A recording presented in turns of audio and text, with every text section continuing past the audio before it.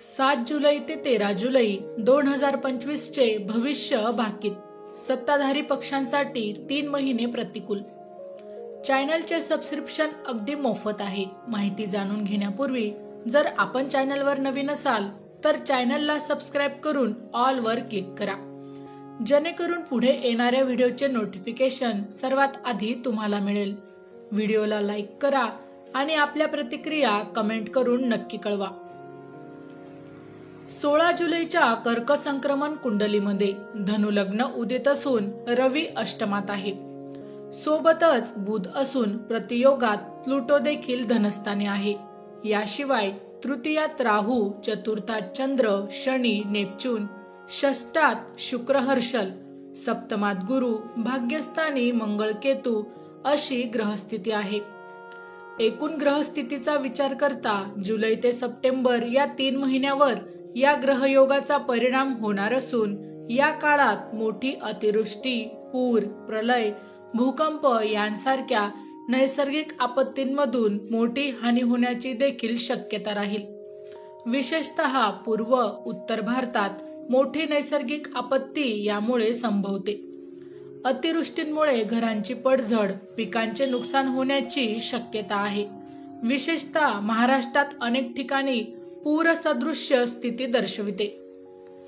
कोल्हापूर, सांगली, मुंबई, कोकण याचबरोबर उत्तर महाराष्ट्र, विदर्भ या भागात अतिवृष्टीची शक्यता राहील. उत्तर भारतात अतिवृष्टीबरोबरच भूस्खलन, हेलिकॉप्टर, विमान अपघात यांमधून देखील मोठी हानी या काळात संभवते. हिमाचल प्रदेश, जम्मू काश्मीर यांसह उत्तर भारतात मोठी दुर्घटना संभवते. चतुर्थात चंद्र, शनी असून त्यावर मंगळाची दृष्टी असल्याने देशांतर्गत शांतता बिघडवण्याचे देखील या काळात प्रयत्न होतील. या काळात मोठे अपघात, घातपात, दहशतवादी कारवाया, स्फोट घडवण्याचे प्रयत्न होतील. माओवाद्यांकडून हिंसाचार घडवण्याचे देखील या काळात प्रयत्न होतील. या योगामुळे मोठी जहाज दुर्घटना, उंच लाटा, त्सुनामी यांसारख्या घटनांमधून मोठी हानी संभवते.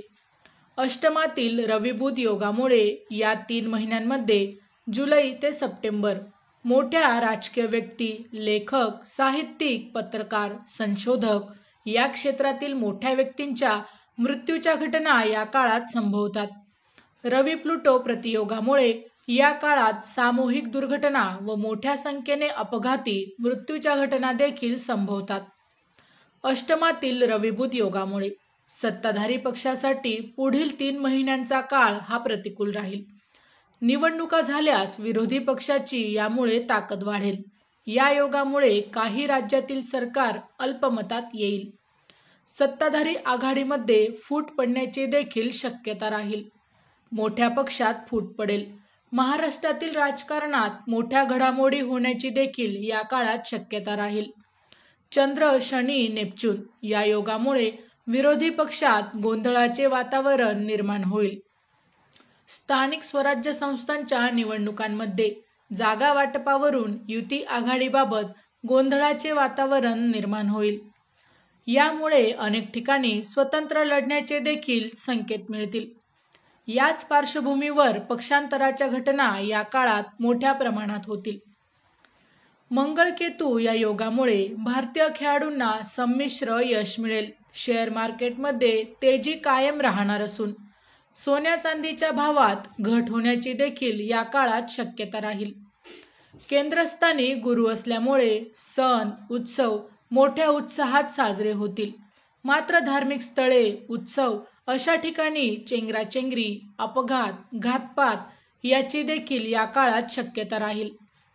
याच काळात धार्मिक किंवा जातीय वादविवाद वाढल्याची देखील शक्यता असून यावरून संप, बंद, निदर्शने, आंदोलने होण्याची शक्यता राहील. स्फोटक वक्तव्यांवरून नेते, धार्मिक व क्षेत्रातील व्यक्ती वादविवादात अडकतील. धनुलग्न व सप्तमात गुरु असल्यामुळे दहीहंडी, गणेशोत्सव मोठ्या धुमधडाक्यात साजरे होतील. लोकांमध्ये सण उत्सवामध्ये मोठा उत्साह दिसेल. या काळात पाण्यात बुडून होणाऱ्या मृत्यूचे प्रमाण देखील मोठे राहील. समुद्र किनाऱ्याजवळील प्रदेशांना या काळात मोठा धोका राहील. जहाज किंवा बोट दुर्घटना मोठ्या प्रमाणात अनुभवास येईल. याच काळात आत्महत्यांचे देखील प्रमाण मोठे राहील. माहिती आवडली असेल तर अवश्य शेअर करा.